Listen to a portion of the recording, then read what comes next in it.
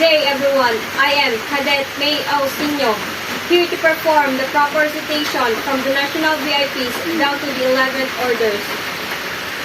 National VIPs, President and Commander-in-Chief of Armed Forces of the Philippines, His Rodrigo Roa Duterte. Secretary of National Defense, Honorable Delphine Negrillo Lorenzana. Military VIPs, Chief of Staff of Armed Forces of the Philippines, General Andres C. Centino, Armed Forces of the Philippines.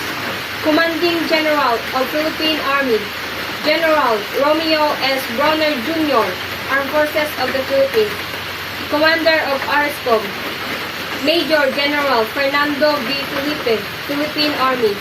Group Commander of 9th RCDG, Colonel Patricio S. Tomales, Infantry General Staff Force, Philippine Army. Commissioned Officer of 902nd ZDN CDC, Major Elidio V. Lumantas, Civil Engineering, Philippine Army. President of Jose Rizal Memorial State University System, Dr. Delinda R. Laput. NSTP Director, Dr. Raycold J. Damian. NSTP Unit Head, Dr. Noel J. Lopesilio. Commandant of Jose Rizal Memorial State University Army ROTC Unit, Major Elidio V. Lumantas, Civil Engineering, Philippine Army. Assistant Commandant, 2nd Lieutenant Nicanor P. Ognimaga, Reserve, Philippine Army. Chief Clerk, Corporal Roderick C. Acoimo, Infantry, Philippine Army. Tactical Officer, Captain Cesar C. Bala, Reserve, Philippine Army. 2nd Lieutenant Joe Peter M. Villaruz, Reserve, Philippine Army. Senior Tactical NCOs, Reservist. Admin NCO, Sergeant Jornal R. Laput, Reserve, Philippine Army. Tactical NCOs, Reservist. Private First Class Junre A. Maglasang, Infantry, Philippine Army. Staff Sergeant Gerald Rich H. Soto, Reserve, Philippine Army. Staff Sergeant Michael Ray Elvin S. Bureros, Reserve, Philippine Army. Sergeant Nancy E. Aranjuaez, Reserve, Philippine Army. Sergeant Maynard O. Comesilia, Reserve, Philippine Army. Private Rodel G. Patangan, Reserve, Philippine Army. Private Richie A. De la Raza, Reserve, Philippine Army. Private Charlene E. Tagapan, Reserve, Philippine Army. Graduate Military Assistant, GMA. Private Adams N. Sumalpong, Reserve, Philippine Army. Private Nilo B. Lagradillas, Reserve, Philippine Army. Private Jefferson Paglinawan, Reserve, Philippine Army. Private Rico Jack J. Tawataw, Reserve, Philippine Army. Private Glenmar G. Olinan, Reserve, Philippine Army. Private Shahara May M. Halin, Reserve, Philippine Army. Private Gisrel M. Pasculado, Reserve, Philippine Army. Private Vincent Jubilee G. Cadano, Reserve, Philippine Army. Private Ray R. Dayaw, Reserve, Philippine Army. Private John Ray P. Baladares, Reserve, Philippine Army. Private Joel Bin Ray E. Sakal, Reserve, Philippine Army. Private John Fries C. Cuenca, Reserve, Philippine Army. Private John Paul P. Yorong, Reserve, Philippine Army. Private Michelle B. Andicoy, Reserve, Philippine Army. Private Vance Alester L. Pagasian, Reserve, Philippine Army. Private Mark Gel S. Lagamon, Reserve, Philippine Army. Private Glycel Faith D. Carino, Reserve, Philippine Army. Private Glyza Claire C. Canoog, Reserve, Philippine Army. Private Jezaline Elopre, Reserve, Philippine Army. Private Mabel B. Sinkay, Reserve, Philippine Army. Corps Commander, Cadet Colonel J.P. Montegramos, ROTC First Class. EXO or Disciplinary Officer, Cadet Lieutenant Colonel Roderick L. Cadorna, ROTC First Class, Brigade S1 or Adjutant Officer. Cadet Lieutenant Colonel Bless T. Manlupig, ROTC First Class, Brigade S2 or Intelligence Officer. Cadet Lieutenant Colonel Ronel V. Bailon, ROTC First Class, Brigade S3 Operation Officer. Cadet Lieutenant Colonel Ramil P. Samson, ROTC First Class, Brigade S4 or Logistic Officer. Cadet Lieutenant Colonel Sheila May P. Azores, ROTC First Class, Brigade S7 or Liaison Officer. Cadet Lieutenant Colonel Jamaica S. Lagudas, ROTC First Class, 1st Battalion Commander. Cadet Lieutenant Colonel Jomari T. Osabel, ROTC First Class, 2nd Battalion Commander. Cadet Lieutenant Colonel Jefford C. Ferregora, ROTC First Class, 1st Battalion Exo or Disciplinary. Cadet Major Junmark T. Clemenia, ROTC First Class, Battalion S1 or Adjutant.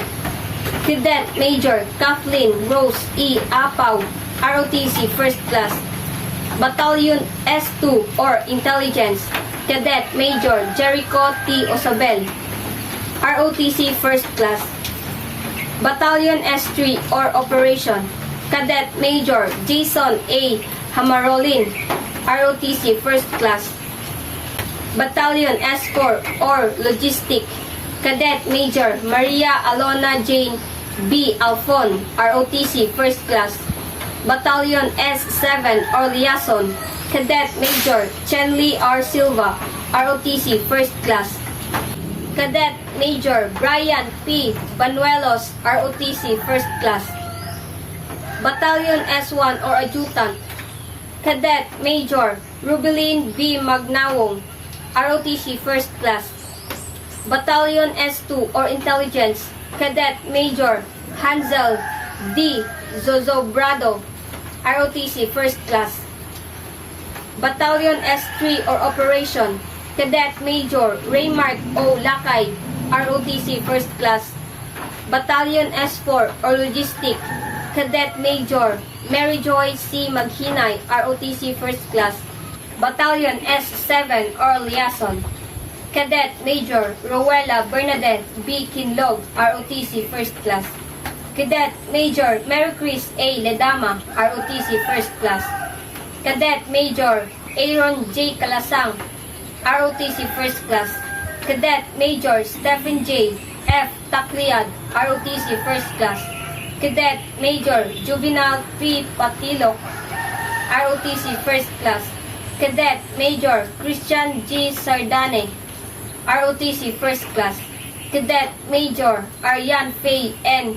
Palangan, ROTC First Class, Cadet Major Bobby Janela G. Cañete, ROTC First Class, Cadet Major Geno A. Carbonilla, ROTC First Class, Cadet Major Kent O. Dampayla, ROTC First Class, Cadet Major Raymart S. Anyo, ROTC First Class, Cadet Major Brittany D. Agit, ROTC First Class, Cadet Major Rekman V. Cabanag, ROTC First Class, Cadet Major Mark Jen L. Proceso, ROTC First Class, Cadet Captain Lester V. D. Ikaw, ROTC Second Class, Cadet Captain Richard S. Zamoras, ROTC Second Class, Cadet Captain Joseph B. Meral, ROTC Second Class, Cadet Captain Erwin T. Palomares, ROTC Second Class, Cadet Captain Aurelio L. Flores Jr., ROTC Second Class, Cadet Captain Kent Troy F. Maghanoy, ROTC Second Class, Cadet Captain Rowan Vincent A. Sumanduran, ROTC Second Class, Cadet Captain Jefferson N. Bakiling, ROTC Second Class, Cadet Captain Blaze Jason H. Eating, ROTC Second Class, Cadet Captain May Angel S. Canato, ROTC 2nd Class. Cadet Captain Raymar B. Bemos, ROTC 2nd Class. Cadet Captain June Kenneth B. Desirdo, ROTC 2nd Class. Cadet Captain Jonathan D. Gumanat, ROTC 2nd Class. Cadet Captain Kevin M. Delicano, ROTC 2nd Class. Cadet Captain Linchi Kyle S. Abapo, ROTC 2nd Class. Cadet Captain Lovely Jane T. Maginsay, ROTC 2nd Class. Military professionalism. Men who adopt the profession of arms submit their own free will to the law of perpetual constraints of their own accord. They reject their right to live where they choose, to say what they think, to dress as they like. From the moment they become soldiers, it needs but an order to settle them in this place, to move them to that, to separate them from their families and dislocate their normal lives. In the world of command, they must rise, march, run, endure the bad weather, and go out without sleep or food. Be isolated in some distant post, work until they drop. They have ceased to be the master of their own fate.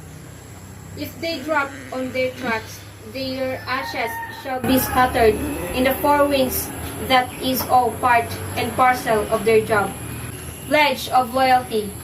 If you work for a man, in heaven's name, work for him, speak well of him, and stand by the institution that he represents. Remember, an ounce of loyalty is worth a pound of cleverness. If you must grow, condemn, and eternally find fault, why not resign your position? And when you are in the outside, damn your heart's contents. But as long as you are a part of this institution, do not condemn it. If you do, the first high wind that comes along will blow you away, and probably you will never know why. Military courtesy. An act of politeness, civility, and respect that a personnel in the military organization accord to the one another. Military discipline. It is a state of order and obedience existing within a command. Military leadership. It is the process of influencing men in such a manner as to accomplish the mission. Military secrecy. What you see, what you hear, when you leave it there.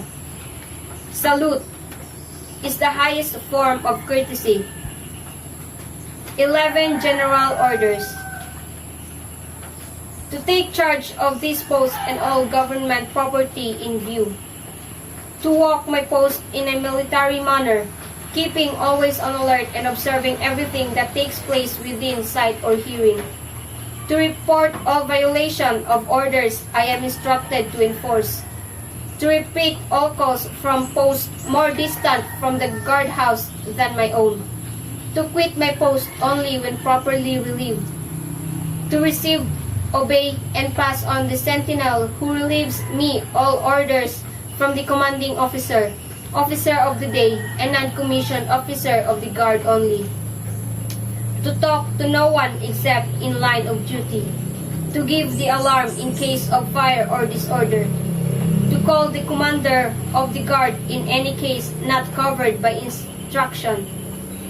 To salute all officers, colors, and standard not cased.